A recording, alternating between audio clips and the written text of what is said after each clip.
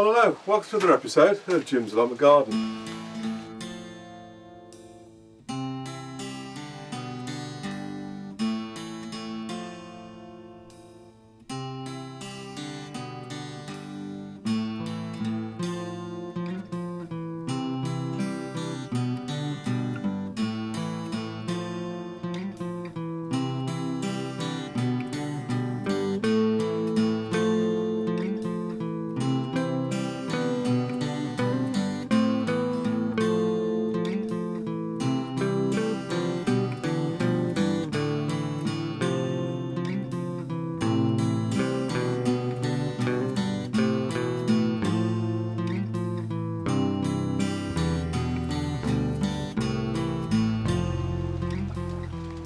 Okay, really quick update on the second greenhouse. As you can see, the golden tomatoes, the yellow variety, which is called Sunrise Gold. As you can see, the tomatoes are starting to turn yellow now. Not fully ripened, but they are most certainly coming on. And we've had some of the Gardener's Delight. I've already picked them. You can just see this one at the bottom starting to blush here. We've had some of those. We've had about 4 or 5 tomatoes off there so far this week. But apart from that, today we've actually had some rain. As you can see, it's raining quite profusely at the moment, but this is the first rain we've had in about 13 weeks. But we've got plenty of footage of what's been happening in the last few weeks.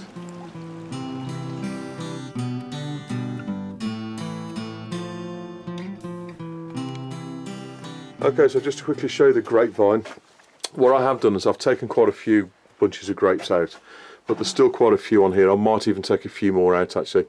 With grapevines, you can only get so many bunches of grapes of a decent size. So on a grapevine like this, now this is probably about 1 inch or so thick at the bottom.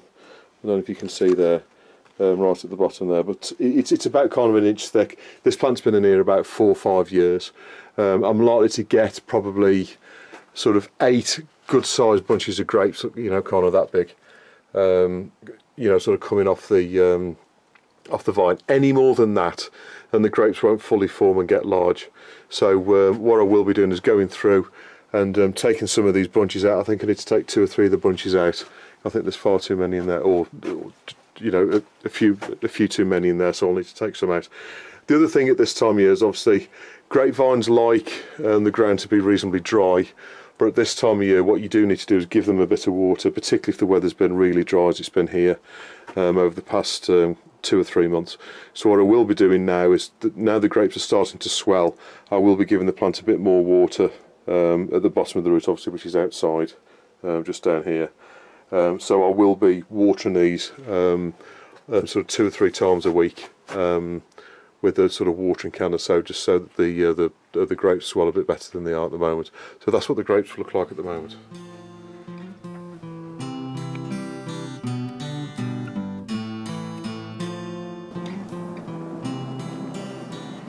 Okay, so one crop that really hasn't suffered this year has been the string beans. As you can see, I've not watered these that often. I've watered them probably a couple of 3 times a week.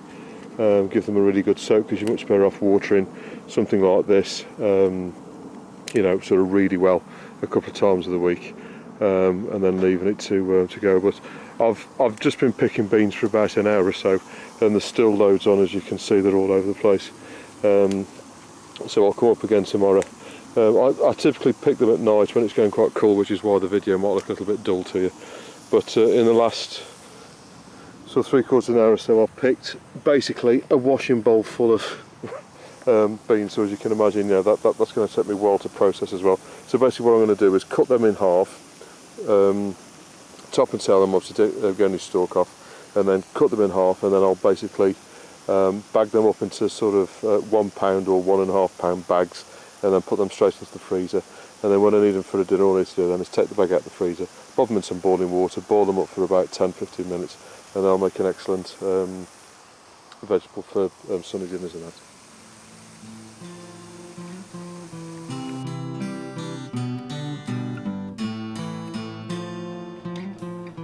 Okay then, so in the second greenhouse, what we've got in here are the peppers. So on this side of the greenhouse we've got largely sweet peppers. So all of these plants here, these are all sweet peppers, so these are the large sort of colours. Obviously we've got some purple ones here, these are going to be green, so some of these are going to turn yellow. We've got some more purple ones here. So all of these are sweet peppers, you know, like the ones, you know, the Spanish type peppers. So they're always good for cooking. So some of these, at the moment they're green, some of them will turn red and some of them will turn yellow, some of them will stay green, but these are all sort of sweet peppers. We've also got some, these are red, long red Marconi horn, so these are in smaller pots, but you can see, I didn't get around to putting these in larger pots, but you can see that they're sort of growing quite nicely. On this side these have all been put into larger pots. So here we've got the some more Marconi. As you can see, these are like the sort of bell-sized tomatoes, which will get a bit longer. Over here we've got jalapenos, and you can see these are growing really well. We've got some quite nice ones at the back there, some fruits there. But what I do want to show you is these are all sitting in trays of water. So I'm not watering the plants at the top. What I'm doing is I'm filling these trays at the bottom, and I always try to keep an inch or so of water at the bottom, so they're watering from the bottom. What I am seeing, I don't know if you can sort of see from this sort of angle, but the plants are starting to look a little bit pale.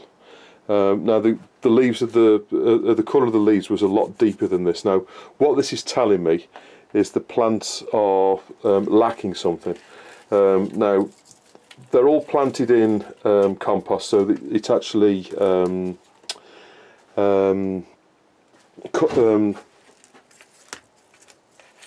normal compost, but this is the peat-based compost, which is called clover, and that's got around sort of 3 months of sort of fertilizer in there, if you like. So the compost is starting to get a little bit exhausted. So what I start to need to do now is to introduce some fertilizer into the plant. So there's one or two ways I can do this. I can either, it obviously needs to be a liquid feed, like a liquid seaweed type feed. I can either do this from the bottom, so add it to the water at the bottom, or better still, actually water the plants from the top with it, so it's actually in the soil.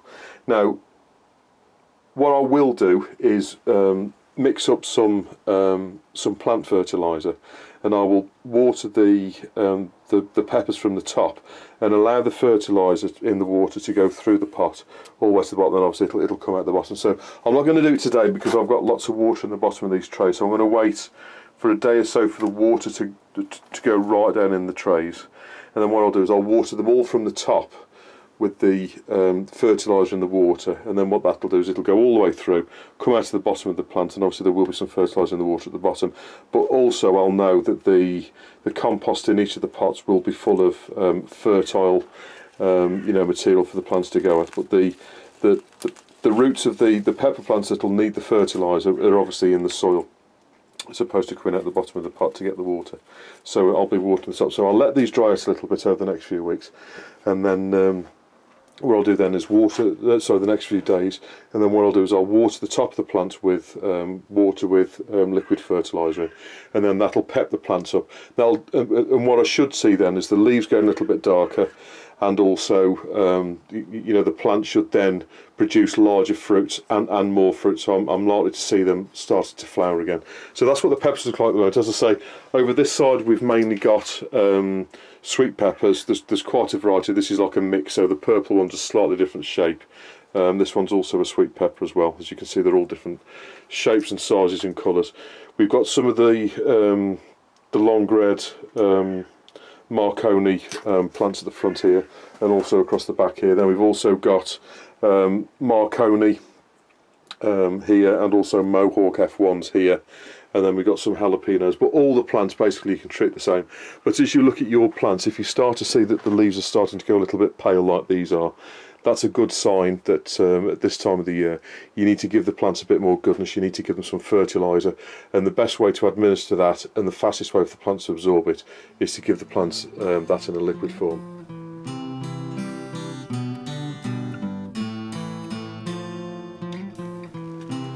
Okay, unfortunately this rosemary bush that I put in, I don't know if you can see, this is the one that I moved back.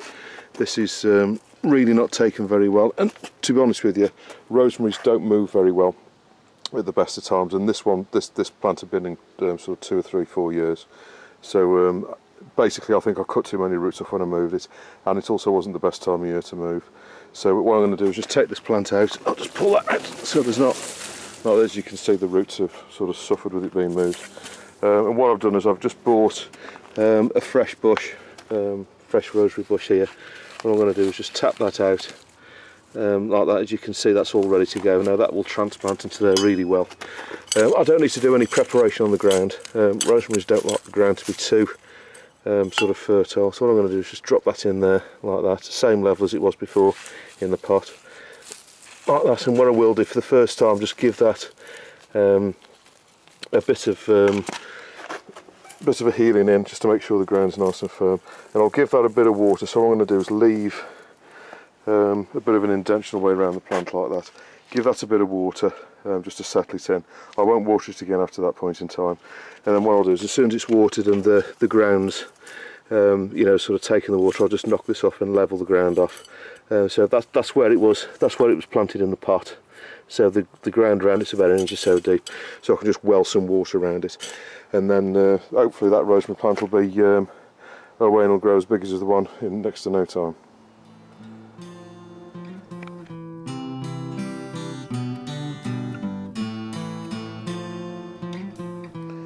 Okay, so a quick update on the tomatoes. So in this greenhouse we've got mainly moneymaker tomatoes. These all of these on this side are moneymaker. All of these down here, apart from these two at the end here, are moneymaker, and these are sunrise, the golden ones, not the yellow tomatoes. But basically they're the same kind of tomato. They're all cordon. In other words, you've got one main stalk, and then basically the flower or the fruit trusses come off there. So what I've done over the past couple of weeks, or at least the last week or so, is I've cleared all of the bottom of the plant set. I don't know if you can see all of this now. So what you need to do, this time of year, you're sort of highly likely to get blight on tomatoes. So most certainly August and July, those are the months where it comes there. This year we've had a particularly dry year, so it's unlikely we're going to get any problems this year. But what you need to do at this time of the year is cut off the bottom 4 leaves. Obviously don't cut off any fruit trusses with tomatoes on, but the bottom 4 leaves, take all that out. Any weeds that you've got, obviously there's a remaining few bits and bobs sort of knocking about in there. But basically clear out the bottom of the plant, and this will do 3 things. One, it'll allow you to water the plant so much easier, because now you've got fruit trusses. What you don't want to do is, as you're going in with your watering can, is you're going in like that to water the plants. What you don't want to do is knock the tomatoes, because you could potentially knock them off the plants. That's the first thing. The second thing, what it'll do is it'll allow air and light to get through to the tomatoes. And thirdly, what it'll do is it'll stop damp or sort of humidity to be around the bottom of the plant. And what that'll do is that'll sort of take away the environment this is required for fungus to grow on the plants. Now, obviously blight is like a fungal type disease for tomatoes. It also attacks potatoes, so you get exactly the same things on potatoes as well. But if you get the air venting, sort of ventilating through the bottom of the plants, you're considerably less likely to have any problems. Now, the one thing that I have found on the plants this year is on the end of a lot of the fruit trusses.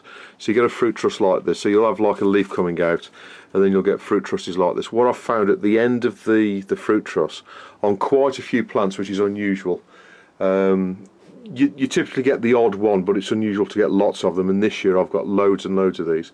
What you'll get is a fruit truss. Then at the end of the fruit truss you'll get a second sort of lot of growth growing. Now, I've left this one at the back here so you can actually see it, but if you just get the camera through here so you can actually see what I'm talking about. So here I've got a fruit truss here.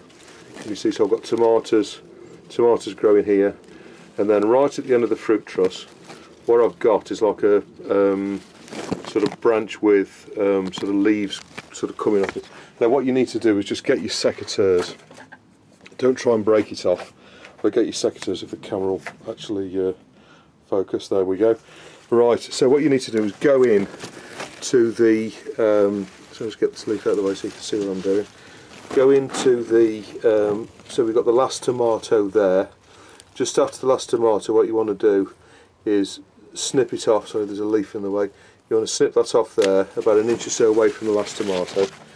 And then what you can do then is go back in and just very gently take out the stalks. Now I've got plenty of tomatoes on here, so what I don't want to do is, as I'm doing this, is actually damage any of the tomatoes. So there you go. So basically I'm getting that kind of structure growing on the end of each of the fruit trusses. Now I've seen this before. I get it pretty much every year, but this year I've had it on pretty much every plant. The other thing you want to make sure of, I don't know if you can see down here, because I left these ones at the back so you can actually see what I was talking about. I've got another one at the back here. I just left these two here so you can actually see them. So again here I've got this fruit truss here. Wait for the camera to focus. Right, so I've got these tomatoes in here, yeah, and then right at the end of the fruit truss I've got this. So all I need to do is just chop that off like that, if it will. This is easier done with two hands. Right, I'm just going to put the camera down and cut it off and I'll show you. Okay, so there you go. So these bits were basically off another fruit truss. Now, any bits that you cut off, chuck them out your greenhouse straight away, and then take them and discard with them in the. So I just found another one here. Discard them away in your green bin. Don't put them in your compost, because any tomato or potato, I never compost anything in them. I always get rid of them straight away. So apart from that, the last thing that I would suggest you do this time of year is make sure, if you've got the tomato fruit trusses growing like that, and obviously you're going to have plenty of tomatoes on there, make sure that they're free, because basically as the tomatoes grow, so they'll start like this, so they're all facing up, and then as the tomatoes grow and get heavier, like we've got this one here, what will happen is they'll then start to face down, and then you'll get this row of sort of tomatoes like that. So what you need to do is make sure that there's nothing, sort of stopping the tomatoes from, sort of moving down. So as you can see, what you will get on some of them is as the weight of the tomatoes increase, you will get the stalk sort of bending over a little bit. But don't worry, the plant will cope with that. But what you can do is support it a little bit with some string. But I wouldn't worry about that too much, because basically that's going to happen on all of them. But what you'll find is as the tomatoes grow, and you can see it on a few, this one here is sort of started to bend over as well, with the weight of the tomatoes. But you will get them sort of starting to bend over with the weight of the fruit. But that's basically what you need to do with your tomatoes at the moment. The two varieties that we've got in these two tubs at the end here, these are different from the rest. Obviously these are all money makers. And what we've got here are Gardener's Delight. Now these are a cherry tomato, and as you can see there's lots of tomatoes on each of the fruit trusses, and deal with these in exactly the same way. Make sure that the fruits can drop and sort of form properly, and make sure you can get plenty of air and light around the tomatoes. Then they'll, you won't get any fungus or anything like that anywhere near them. And and obviously light so that they ripen. One trick that you can do this time of year, if you want the tomatoes to ripen quickly, is to put a banana skin, an old banana skin, so the peel off a tomato, at the bottom of the plant, and then that will give off methane, which will then cause the tomatoes to ripen a little bit quicker. So you can do that, but I'm not overly worried about the tomatoes ripening, because what I don't want is, whilst I'm on holiday in a few weeks' time, for them to ripen, and obviously when I get back they'll be overripe. So I'm not sort of forcing mine to ripen. But if it was getting towards the end of the season and I wanted the tomatoes to ripen, I could increase that process by putting some banana skins at the bottom of the plant, and then the gas that's given off by them would then cause the tomatoes to ripen a bit quicker. Okay, and one final tip. Obviously this goes without saying, but if you've been growing tomatoes for the first time, never let your tomatoes dry out. Always make sure that your tomatoes are watered at least once a day. And what I would recommend is at least at this time of year, 3 or 4 times of the week. So not every day, say every other day. What you want to do is give them some feed, because they do, they are quite hungry plants, and they do, you know, need feed. But most importantly, don't let them get dry, because what you will get is sort of bottom end rot, which is where you get the flower at the bottom of the tomato, like there. What you'll get is like a black spot forming at the bottom of the tomato, and the tomato will spoil. So what you need to make sure is that the plants never dry out. So what I would suggest you do is every night, without fail, water all your tomatoes. You don't need to water them, you know, they don't need to be sitting in water, but what you do need to do is make sure that you have some water every day. And to give you an idea, when the weather's at about sort of 25 degrees centigrade, I give all of these tomatoes here, so there's 1, 2, 3, 4, 5, 6, 12, 13, 14, 15, 16, 17. So there's 17 tomatoes there, tomato plants, and I give them between 1 and 1.5 of these watering cans a night. And you're much better off with tomatoes. You're much better off watering them little and often than sort of not watering them for a few days and then absolutely soaking them, because that's when you're going to get problems with the fruit, you know, the tomatoes. So always make sure that you keep your tomatoes watered every night.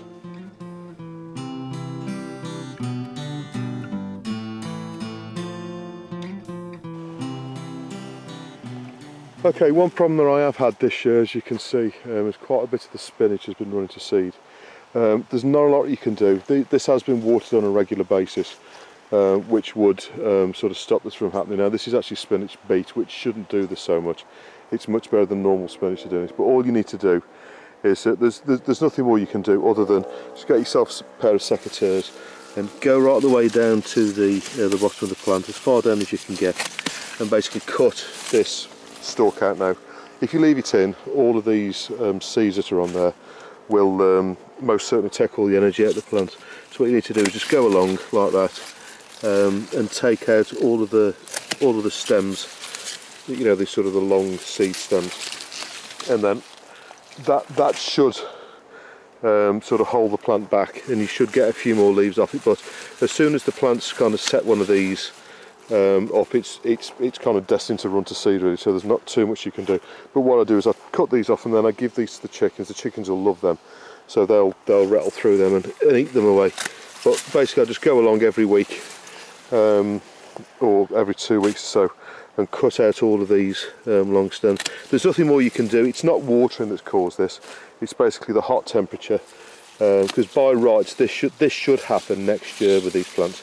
So typically what you get with spinach beet is 1 year it'll grow, and then over the winter it'll die down to the ground, almost like it's an herbaceous plant, and then the following year it'll shoot up again, the same plant, and then you'll get a crop off in the spring, and then the plant will run to seed like these have now, and then you plant again the next sort of lot of seeds. So what you should get is these dying down at the end of the year, and then doing this actually in the spring of next year. But because the weather is both dry and also hot, it's caused them to run to seed and do this, unfortunately. So there's nothing more you can do other than go along here like this, cut off the stems, give them to chickens, or pull off the leaves and eat them yourself. But there's no reason to think that what's left here won't be okay. You know, you can still pull the leaves off and, you know, sort of eat this. Now what I have found is the spinach that I've got outside just along there, that's starting to do exactly the same thing. So it wasn't when I planted it, it's just the weather. It's just the weather that we're having this year. In fact, I've even got, I don't know if you can see here, there's actually exactly the same here. Look, there's a beetroot that's run to seed as well. That's done exactly the same thing, and it's run to seed in exactly the same way. So you know, there's quite a few plants that are suffering with this year, just because the weather's as hot as it is. So all you can do, as I say, go along, cut off the top, give them to chickens, or pull off the leaves and eat them yourself. But that will hold it back. But fundamentally, as soon as the plant does start to do this, it's basically reached the end of its cycle.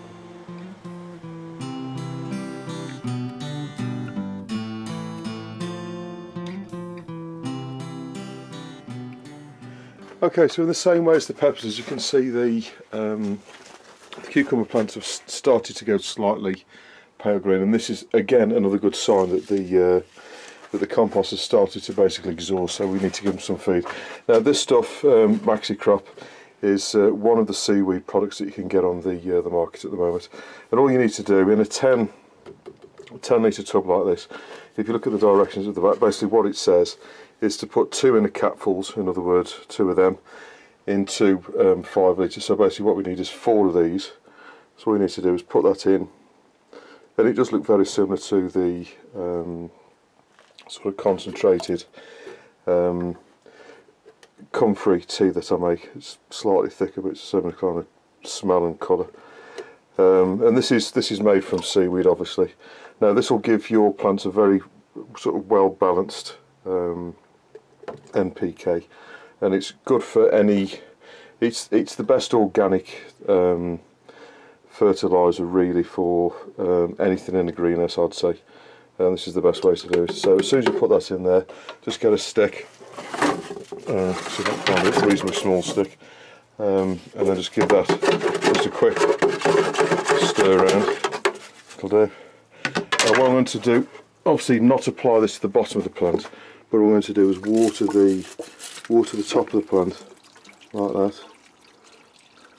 I don't need to give it too much. I'll do these here because it's easier with my hand on the camera. So I just need to put about that much in each one. Now with fertiliser, you're much better off giving the plants little and often as opposed to giving them lots all in one go. So all you need to do is make sure that that soaks through the compost like that.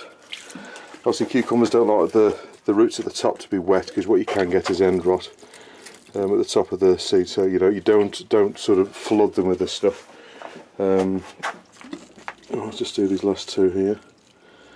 And any plant that's in the greenhouse really will sort of gain from you doing this. So I've got a fuchsia here, I'll give that a little bit as well. And obviously also with the peppers as well, which I'll show you in a minute, just feed them from the top. Now that'll go through and it'll fill the compost with you know, sort of fertile material. Okay, again. And in the same way we can do this with the peppers. But what, and I'll show you that in a moment. But basically, what you should see is the leaves starting to go darker green again. Some of the ones that have gone too far, like this one here, perhaps you won't see that. That'll sort of die back. But what you should see is the plant start to reinvigorate, and you know, you'll start to see kind of side shoots like this coming from the plant, and then from there you'll see you know, sort of cucumbers and that starting to form. So that's the cucumbers. I'll just quickly show you the peppers. Okay, and exactly the same thing with the peppers. What you want to do is the trays underneath that's holding the water, try and let the water go down a little bit, so that the you know, the compost is a little bit drier. And you don't need to have too much, you know, just a bit like that on the top of the on the top of each of the pots. Make sure you water them all evenly, so they've all had a bit of the fertilizer. And you'll find this one of those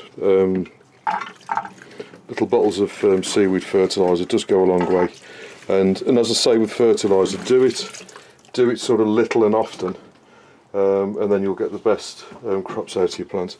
But as I say, just let that soak through, then that'll obviously saturate the compost again with fertile, your sort of fertiliser, and then you should see the plants to start to pick up more flowers, more fruits, bigger fruit, and away you go. So I hope this episode was of some use to you. Please don't hesitate to put any comments or questions you got below, and I'll always get back to you. And I'll see you on the next episode of Jim's Allotment Garden.